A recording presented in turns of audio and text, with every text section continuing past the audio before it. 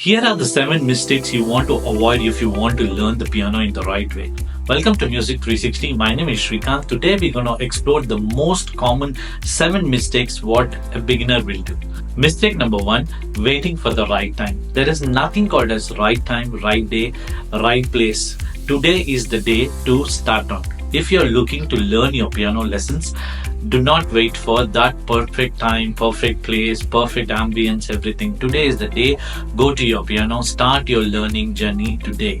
Mistake number 2, trying to learn too many things. At the beginning stage of piano lessons, do not try too many things at one go. Probably just pick up one scale or one chord and practice that, master that, only then move on to the next lesson. When you're trying to learn too many things at one go, it is overwhelming for your brain because you need to coordinate both with your left hand and the right hand, which is very complicated at the beginning stage. So try to avoid this and then go with the simple structure. Probably learn a simple rhyme and then slowly progress on adding the chords to your left hand. Mistake number 3, neglecting the good posture and the finger strength. When you initially start the piano, you will feel that the 4th finger and the 5th finger are quite low and then you're not able to play properly. In order to do that, there are certain exercises from Hanan which will help you to improve. Okay, initially try to focus on that, try to improve your fingers so that you will be able to do that. And when you're sitting in front of the piano, please do ensure that you're sitting very comfortable, your elbows are straight, and then you're not sitting very in front of the piano or you're sitting too much back of the piano. Please do ensure that you sit it properly where that the good posture is halfway when you're able to play it for a longer time, otherwise you're going to hurt yourself. Mistake number 4, focusing only on the right hand. When you initially start the piano, it is overwhelming to play both the hands. However, piano is a full-fledged instrument. You should inculcate the practice on both the hands from the day one. This will enable not only your left side and the right side of the brain, it will improve your motor skills and then it will also help you to play piano full. Piano is a full-fledged instrument. You should utilize the full maximum of your hands to play. On the left hand, you should be playing the chords, and the right hand, you will be playing the melody.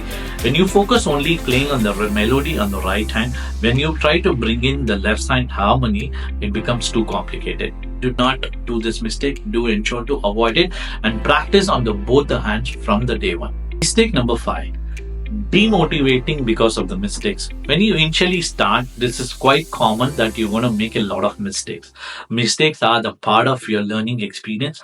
Do not worry. Over a period of time, you should be able to progress and able to get rid of these mistakes. But do ensure that you give ample amount of time to fix those mistakes rather than learning in a wrong way. Whenever you're making a mistake, do give a pause and then try to correct it even at a slower tempo, which will enable you not to make mistakes. So mistakes are the part of the learning process. Do not get distressed or do not get demotivated because of this. Please do continue your learning. Now we move on to the important mistake number 6, which is skipping the regular practice.